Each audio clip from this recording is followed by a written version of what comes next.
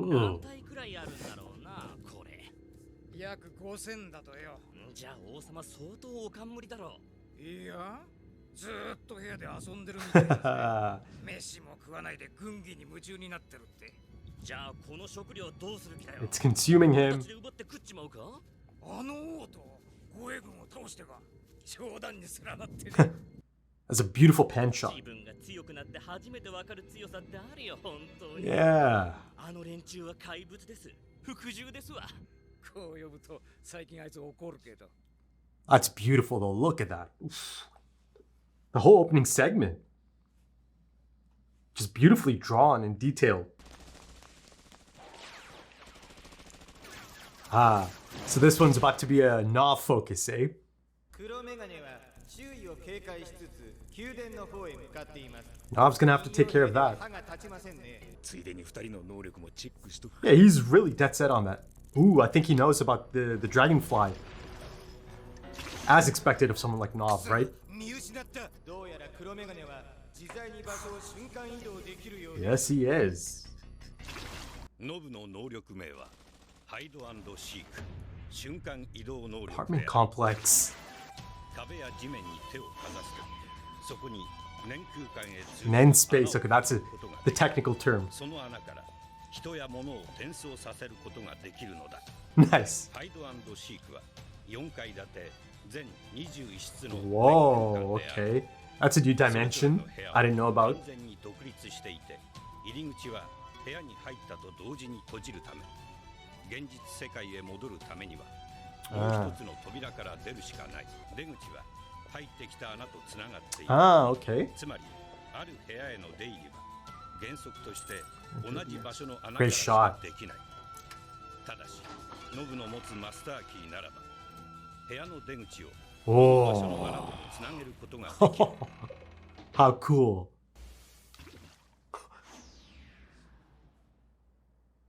Look at this. Look at this. That's a great segment. 反撃方法はそばにあるものを使って Projectiles, 投 eh? げたり殴ったりすること敵と直接の接触を避けることで、 Mm. ディープパープルが Mm. 連人形で That makes a lot of sense, 悟 yep. らせないためであるあれはキメラ。何をしている？偵察？ Oh, okay, he didn't pick up on. 街中を飛来してい Okay, he picked up on the dragonflies. He just この didn't. 国の特有種かと思っていたが、 Oh, but fair enough, も yeah. しやあいつの念？可能性は高い。おーいおーい触らなくていいのかい。お前がうるさくて寝られねえんだろうが休憩の邪魔すんじゃね He's, え he's like a little kid. やだこった So come play, 絶対 come 寝さ play. せるもんかよ。お前が追っかけてくるまでここで騒いでやる。 He might have been a kid before being a そう chimera さ ant. せたかったら初めっから追っかけざるを得ないようなルールを組み込んでおくんだよとにかくあと5時間は起きねえからな Next 5 hours. It's a really specific amount of time, isn't it? かなりのこだわりがあるようだな他人に構ってもらいたい Yeah, he's not a fan of silence, is he? 他 Chitu. の勝負に変えてくる可能性は低いコンクラベ奴がもし途中で諦めて俺のそばから離れたら俺の勝ちだ Ooh. Expelling a bit of that smoke. So he's cooking something. He's got something up his sleeve. And it requires a lot of time, a couple of hours at least. And for him to just kind of, give up on trying to get him to engage. Speaking of engaging, look at this. Shah-Poof present. 991水 Oh, I love this shot. Look at this POV. 911砦 He's taking it in as well, isn't he? 水を孤立。一手目で右翼に弓を据え槍3本の速攻を決める腹だろうが右に寄せてできた左翼の空白に世の文 The 字 thing is, she's already thinking about this as well, and ahead a few steps. 見出してやる措置の呼吸 You can try Medwim. 弓新た。来たな971忍び新 She'll have a counter. た槍3本と左辺の I feel like she's 攻防で probably 世の seen 方が困る every single ない move しな there is. 違うな Oh, look at this. 551中将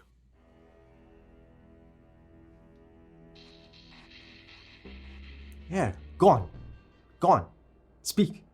よどみなく一定のリズムで打っていた彼女の手が Ah. 初めて止まった Yeah, she did. There's a moment. こちらの対応次第でいくらでも長引くい Nah. Hold on now, 聞 Meruem. かせてみよそちの愛義 That's not going to be happening. But something happened here though. The move itself, the placement, it upset the rhythm or ooh, beautiful stuff, man. 921中将新た Okay, so she countered it. Oh, look at that. Hundreds and hundreds of possibilities, thousands of them. Yet, 罪だ she pulled it off. Huh. 貴様これが白である She didn't look happy there. はいなぜ手を止めて考える必要 Yeah. I saw a bit of this before. 一手であろうが王の番外からの一手返答を誤れ He's not one ば for 死にますよ messing around, right? 総帥様のお考えになられた離れ学士は正しい名前をあー心と言いますと Yeah, of course she knows all the moves, right? 私が考えました10年くらい前です 10 years ago. Okay, that kind of places her age. 3本に対して中心に中将を置くのも中中将という和田スの新手です Needle at the ready. これが当時は話題になりましてなんかバカな和田スからでもこんな利口な子が生まれんのかって結構嬉しかったんだけども Yeah, she's special. 殺したのも和田スです Of course she did. ココリコを考えた1年後国内の名人戦で相手がココリコを仕掛けてきた時この手に気づいてしまったんです But look at this. Meruem also came up 勝ちましたが with the same thing. それ以降この子は公式戦や書物からは姿を消しました総帥様が私と全く同じ戦法を考え出したことはすごく光栄で 感動で心が震えました That explains the pause. まるで一度死んだ我が子が Ah, yeah, my creation. Whoa.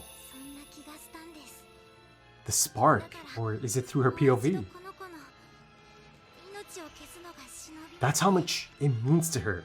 These moves are her children. 迷いましたくだらね今日がそがれたしばし休め Oh, she's sad. 次に始めたら Excited again. なしだ覚悟しておく This is special for her as well. あれほど長い間黙って人の話を Yeah, 初め yeah. てですねまあそ Beautiful. うだけのこと Okay, we'll come back to that. This goof. 読書だもんな。わかりやすすぎて張り合いがねえぜ。まだ半分くらいじゃんやっぱ少し I guess he didn't need all the 5 hours for his plan or strategy. 気づいたか？始めんじゃねえ。終わってんだ。 Oh, 自分の足首見てみな。 oh, he got him. He tagged him. 煙のロープ Right, he's slowly expelling that. 絶対見つからないように遠回りさせたから相当長いロープになっちまったかな。 She too stopped paying attention. He turned around. ロープをたぐるだけ。煙だと思って舐めちゃいけねえ。切断不可能の綱だと思いな。 Good to know. Good to know for later, perhaps. ギリギリに追い込まれたことでこの困難な Ooh, 現状を hold on. 何と Hold か on. 打破すべく新たな能力を生み出した Just like that, on the spot. ボウガンとクロー Ooh, crossbow, ranged 相手が attacks. 近づいても離れても対応ができるってことか。いいんだよ。お前な、自分の足より遅いものを能力にしてどうするんだよ。そっちの爪も試してみねえか。 Oh, Chitu. 敗因を教えてやるよ。お前、 Inexperience. バカだから。 Okay, that too. That was the final. 死ねよそうすりゃ俺に触るも No, no. Yeah. It is the smoke. Ooh.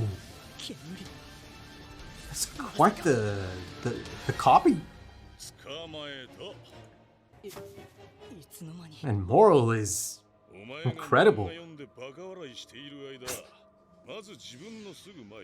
A carbon copy.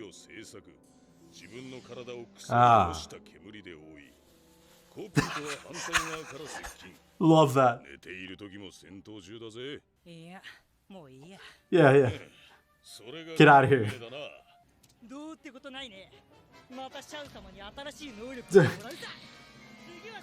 Just like that. Yeah, Chitu slipped up there. Oh, you got him. But he's alive.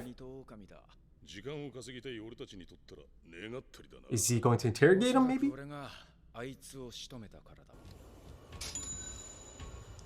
IOU dispenser?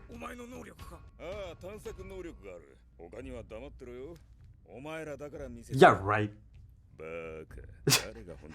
Of course not. その見返りとして対象者の特殊能力を一時的に借りることができる能力であり Oh, favors. That's why he's all about favors. Oh, he owes me a favor now. ただし相手が死亡した場合 Luckily for him, Flutter's alive. Surprisingly, he kept him alive. Yeah, good luck on getting into that location.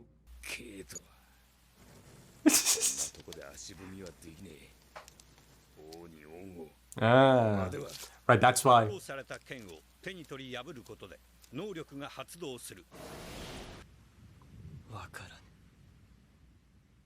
不愉快だ。呼吸を乱されているのは終始世の方。本来ならば心身離脱ほど受け入れがたい屈辱。Yet? だが苛立ちながらも Ah. それを楽しんでいる自分が一方にある。その源泉が But I don't understand why. Yes, yes, this is it. Okay, episode 104. And at this point, I think, the king is firmly on that path of, slowly, piece by piece, experience by experience, becoming the individual that is meant to be, the light that illuminates all, Meruem, right? This is just really exciting stuff. There's really strong indications at this point that it's in progress at this point, right? And of course, I know for sure that indeed she is going to have that substantial, that life-changing effect on him. The narrator essentially told us so as well. Though, even if he didn't tell us, it's pretty clear at that point, right? This is the catalyst. This is about to be that impact character that someone like the king needed for the journey that's ahead at this point. There's a lot of conflicting thoughts, right? And those conflicting thoughts are really exciting for us as audience members, right? I mean, at this point, it's really quite clear that her presence is really affecting him, right? Or beginning to affect him in the beginning stages of it, right? That moment, the final scene, yeah, it's a great scene, man. It's a great scene to see someone like him, someone that's always been so sure of his identity, right? He's born into it. He is just complete. He always felt complete upon birth, right? Kind of looking at it from his perspective and the role he's born into. But look at this. Now he finds himself really kind of, again, like I said, conflicting thoughts. But the interesting thing is that he has no experience in this, right? So he legitimately does not know how to, really tackle this. It's quite the struggle at this point, and he's not used to it. And, this idea of him not being upset, even though he is kind of getting bested intellectually over and over at this point, it's the challenge aspect of it as well, right? I think that's just one aspect of it, but that certainly is an aspect of it, right? A component of it, that this is really quite an enjoyable challenge that he's getting here, right? He's not used to getting a challenge, but here in a bit of a different capacity, he is getting quite the challenge, right? It's the biggest challenge of all, essentially, at this point. Earlier in the episode, in the beginning, they speak of how he's losing sleep over this. He's, missing out on meals or skipping out on meals because of this, right? It's consuming him, or it has consumed him. But, I don't think it's all negative because it's enjoyable for him. This is something that he's really able to engage in because opposite to Meruem sits a really special person, right? She's certainly a prodigy. That's for damn sure. But, her passion, it is something that fascinates Meruem. I think a lot of things about her fascinate Meruem. She fascinates him to a point that she's able to disarm him with her exceptional skill in Gungi, right? It's so clear at this point that it's so much more than a game for her. This is her life. This is her life. Everything is put into this. And the really interesting thing here is that, because of Gungi or, during Gungi or anything related to the game itself, she does have this different, confidence about her, clarity, right? You see that she's able to explain that hesitation, right? And then again, the subsequent backstory with such clarity, right? There's none of that, clumsy, ditzy, base level attitude that she kind of has, right? I think it's endearing, right? I'm not saying it's a negative, but it's quite the contrast, isn't it? And then, of course, because of that backstory, that bit of exposition about how she actually devised that strategy 10 years ago, right? That kind of almost places her age.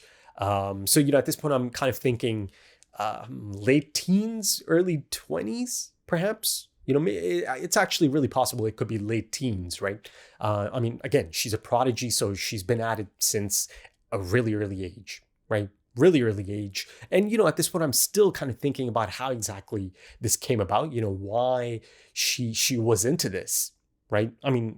As a kid, she was put into this, or, she's drawn to it in some capacity. And then, of course, you see how it all plays out for the rest of her life from that point on. Now, initially, I thought she might have been quite a bit younger, but, there's an explanation for that as well, right? It's highly likely that she is malnourished, right? Growing up in that place, right? That's got to be a common thing. So, yeah, it's good to kind of have that age bracket. And then again, speaking of passion and attachment, and the significance of this game, for this person, yeah, she's describing some of these plays as her children. That is how ingrained this game is. And as Shahapoof noticed and noted, this is the longest the king has actually kind of tolerated anyone, right? So Shahapoof, the ever-present Shahapoof, who appears to be maybe just as intelligent as Meruem, or this player, or not, maybe not on the same level, but he's able to kind of keep up, right? And of course, his ability certainly comes into play. It's actually at play at this point as well, right? He picks up on that speed bump of sorts, right? The rhythm is broken. And ultimately, I find out because indeed she sees a play that she hasn't seen for a long time, right? Because again, they made it so it's not allowed anymore, or it kind of disappeared from regulation. And of course, that's the reason for the hesitation. And, Meruem essentially accepted it. I think, Meruem is actually quite fascinated by that response, right? Again, as noted by Shahapoof. Yeah, it's interesting. It's kind of interesting to have him kind of just hang back and take it all in as well, right? Almost kind of functions as, us, the audience. At this point, of course, Shahapoof is impressed as well. But, there's that one shot, it's a spark that, that light. My immediate thought, or my immediate read on that, was that perhaps this is from her perspective, right? Again, she's a blind person, but to me, it kind of felt like it's kind of putting us in her headspace at that moment. But, I've been speaking of how this is affecting Meruem. Let's kind of go to the other side again through this champion, right? This is special for her as well, right? Because, she sees, and, she said it herself as well, right? That she felt so honored, or she felt just so special that, the supreme leader came up with, the same strategies, right? Yes, Meruem sees that, okay, in terms of development, she's 10 years ahead of him, right? Or she figured this out, a long time ago, again, 10 years. And then, of course, the year after that, she's able to counter the strategy as well because it's being used against her. But of course, as a master player, as a champion, she's certainly picked up at this point that, okay, my opponent, the supreme leader, from her perspective, is certainly quite special as well, right? She knows all of this. She knows the moves. She knows how long it takes to master something, to devise certain strategies, and she sees him on a path. I mean, at this point, it's an exponential incline, right? So she's excited by this prospect as well, by this challenge, right? That she has this sparring partner in the Supreme Leader. I mean, there's moments in this episode she gets really quite sad, right? The moment Meruem stood up and he decides, okay, that's it for the night. Go get some rest, and next time there's going to be no rest at all, so you better be ready. Before he said that, she looked really quite down that, oh, okay, that's the end of that for now. She wanted to continue, right? But then immediately the mood changes once again, right? The moment she finds out, okay, there is going to be more of this, right? Of course, the king is saying there's going to be no breaks and all of that. But yeah, she's excited by that. So it's not just that, she's about to have this incredible impact on Meruem as a character, but I feel like, Meruem is about to do something for her as well. I mean, all the signs are there at this point that this is about to be something really quite special, something that might define this arc, right? Most likely is going to define this arc, right? Given the Chimera Ant's human nature, given the king's human nature, Meruem's human nature, right? You see it. I think you see those signs of humanity already kind of leaking through, right? And I think piece by piece, that strength-focused philosophy is kind of being dismantled. And again, you've got Shawapuf taking all of this in, right? It'll be interesting to see if there's conversations between Shawapuf and Neferpito and Montutuyupi, right? Kind of discussing, the king's behavior recently and the direction the king might be headed into, right? And again, the presence of this individual, this girl, I mean, there's a good chance I'll get those types of scenes because earlier in the episode, in the beginning of the episode, there is a discussion between the two soldier ants. And I thought that's a great approach. I thought it was great to have their perspective on the situation as well, right? From their really specific position. Their stance, their understanding of the situation they find themselves in at this point, right? Knowing their roles. And, another thing I really liked is that the banter, it just felt so natural, right? It just felt so authentic. This is how people might talk to each other about, things that are, above them or about things that are above them, right?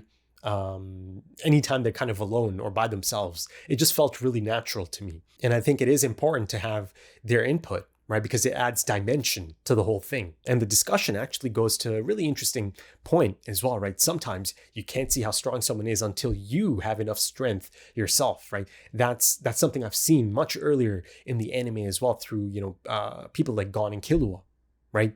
Blissful ignorance. There's a before and after, right? Before the new Bannen and after the new Bannen. And the perfect example of this is Killua. Finally really understanding Netero's level, the chairman's level, right, outside of the NGL, after he escaped with Gon. And again, before he knew about Nen, before he knew how to actually gauge and understand the true levels, even though, of course, the chairman doesn't usually actually or ever really, showcase his true levels up until recently, of course. And again, in terms of challenges that might be on the horizon, yeah, there's that challenge as well for Meruem. And it's a really effective approach by Neferpito and Shawapuf and perhaps Montotuyupi as well. I'm not sure how much input he gives on these types of things. But yeah, it's really quite beneficial, isn't it, to actually give a lot of these Chimera ants, their soldiers, Nen abilities or Hatsu, or, kind of unlock their Nen. Because now they truly understand the levels, right? They truly understand just how incredible, how formidable the Royal Guards are, and how much they should just kind of stay in line, know their roles, and serve the purpose. Simple as that, right? Know your place. But, I've got to say, the episode itself is actually beautifully paced. It's a really good episode. I think it did a great job of really effectively jumping around the map, right? And allocating just the right amount of time to each one of these scenarios, each one of these characters, plot points or subplots as well, right? I thought it was really quite economical and beautifully paced. I mean, it's a jam-packed episode. There's some brilliant showcases of Hatsu, right? And all the different possibilities and the connotations, right? Be it Nov's hide and seek, be it Hagia-sama's ability, right? the IOU dispenser, be it the continuation of Moral's abilities, right? Be it Chiru's abilities. Chiru. So yeah, it's a great showcase for all of that. And I thought, there's some great characterization for a handful of these characters. Again, one of the standouts being Meruem. And then, of course, the champion herself. And then, yeah, I thought one of the standout scenes and one of the coolest scenes, actually, it's just getting to see Nav, right? Go in and out of these portals to, spend a bit of time inside of that ability, that, Nen space, or the pocket dimension, as I called it up until this point. I mean, I thought the storyboarding is really quite fantastic in this episode, the art direction. And then, of course, on top of it all, you've got the really effective use of the narrator. I really appreciate this approach. I do. I enjoy the narrator in this capacity, right? Because it makes a lot of sense for him to explain these situations, these abilities, to clarify, to specify the details of these abilities, right? And at this point, it is really quite clear that the narrator is going to be quite the constant in this arc, right? Perhaps even more so as things play out, right? As things get crazier and crazier, as, it's jumping even more across the map, back and forth. But again, the approach in this episode and how they handled all the moving pieces, right? Jumping back and forth across the map, all over the place, and how effectively they did that. Yeah, I'm really quite excited for the things to come, right? Because it's going to get crazy. But yeah, in terms of Nav's ability, the 4-dimensional apartment complex, right? I think at the most basic level, I kind of understood the portal aspect of it, right? The pocket dimension aspect of it. So, most of it I understood already. But, again, there's some new information that's given to me here in terms of the actual pocket dimension itself, or the Nen space itself, right? It's not just one room. It's a full, again, a complex, apartment complex. So, of course, as I already kind of knew, it's perfect for, hit and run tactics, reconnaissance, and all of that, right? But now, kind of getting a larger picture of it, right? Literally, I see that it's got many other purposes. I mean, listen, at this point, it feels like this is, it's already clutch. It felt like it's such a clutch ability, but this is like a game changer, almost OP in a sense, right? But, the thing I know about Hunter x Hunter is that nothing is really truly OP.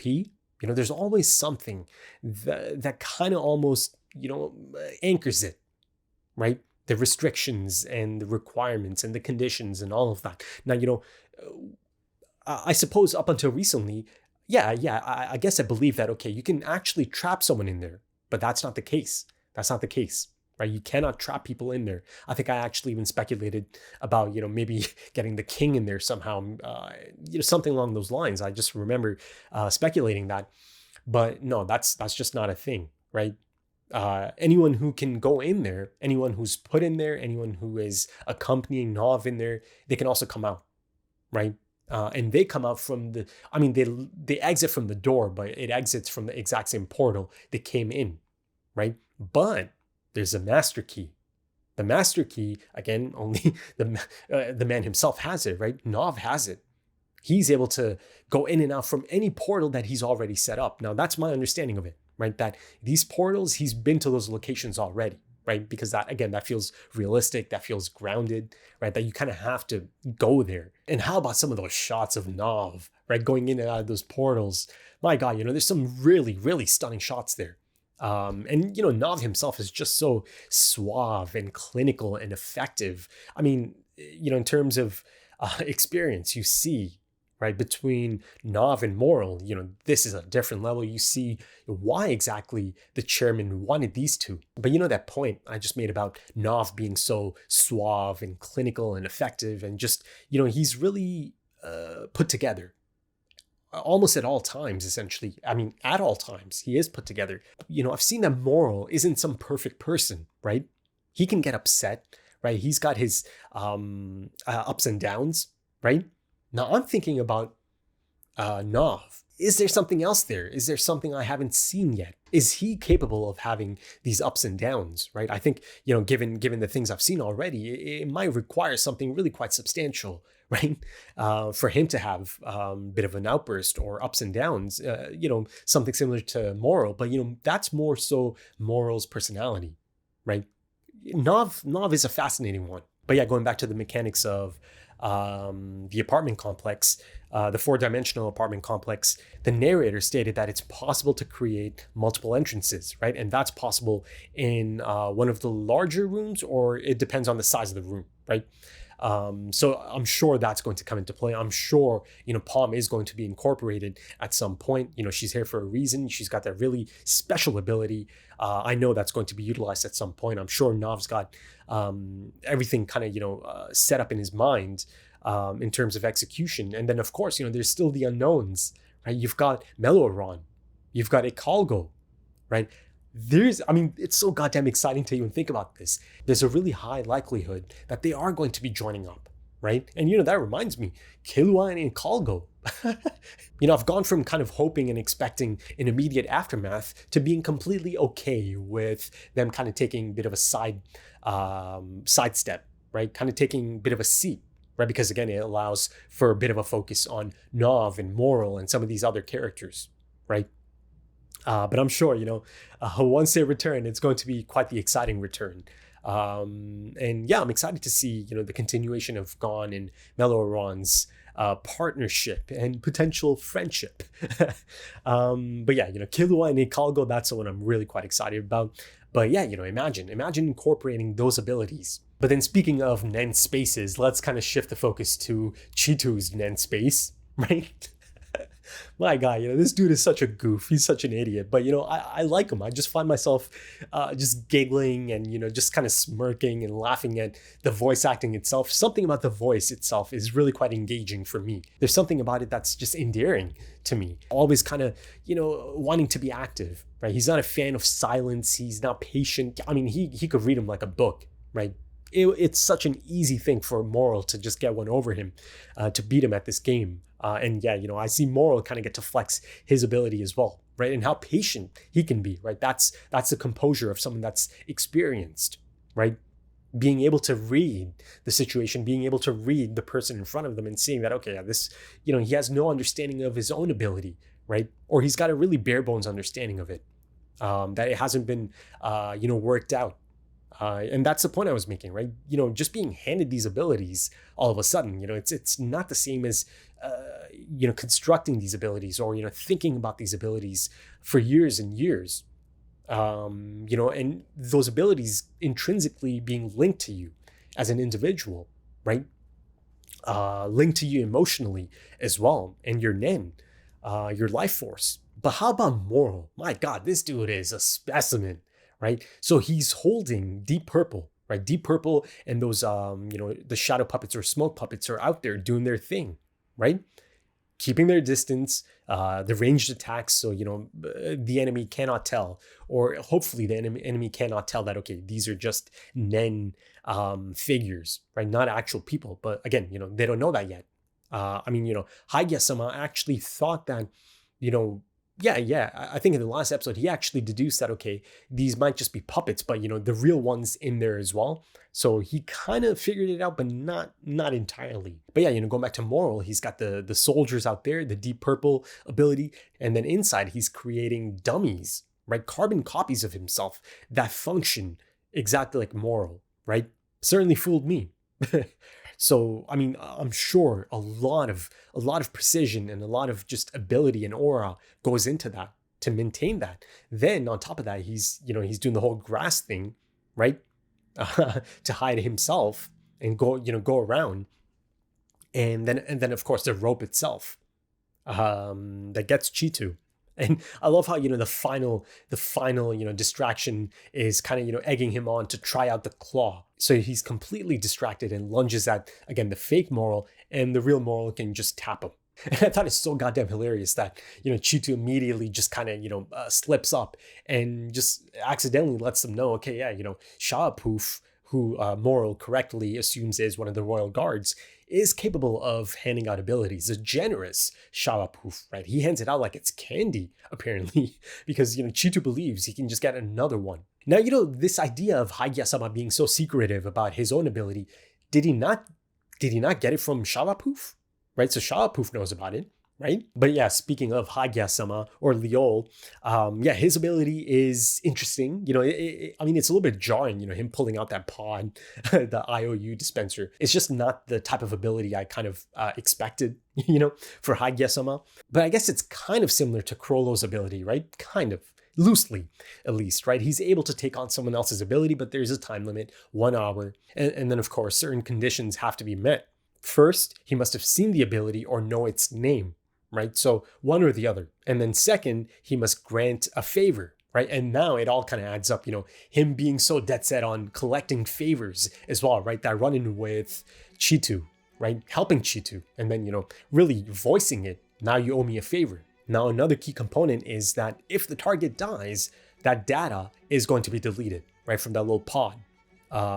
But, you know, that also immediately tells him that, okay, if the data is present for Flutter, Flutter is alive. And then, of course, you know, Flutter being alive after being captured by Nov, I mean, he certainly caught a beatdown, but there must be a reason for this. I'm thinking, you know, that he's going to interrogate him further to get more information out of him, perhaps. I mean, I'm not even sure if he gave up any information, but that's just my first thought. You know, he'll probably interrogate him.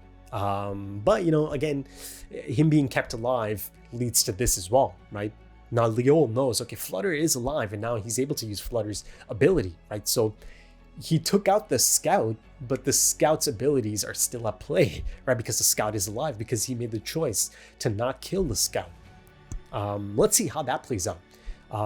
If that comes back to bite them in some capacity, if this ends up being something useful, right? Let's see. But yeah, you know, as a whole, it's a great episode, really quite engaging. And yeah, again, you know, the approach is really quite effective. It really is. And I hope to see more of this, a continuation of this approach, how they continue to handle all of these moving pieces, right? Much like the game of Gungi that is going on. Like I said, you know, it's a really good idea to keep an eye on that game itself and the, you know, the names of the pieces and, you know, the moves in relation to those pieces, right? Isolation is certainly one of the terms that came up on multiple occasions, right, during their matches. But yeah, if you enjoyed that, consider dropping a like, consider dropping some comments, give me your thoughts. If you are interested in early access or timer-based full length, or full opacity, consider checking out the Patreon page and potentially supporting the channel as well. The links are in the description and the pinned comment. Also links to social media, if that's your thing. Right then, thank you so much for joining me, folks, and thank you for your time, because time is precious. It really is. And I do hope to see you again soon for the next one. Until then, take it easy.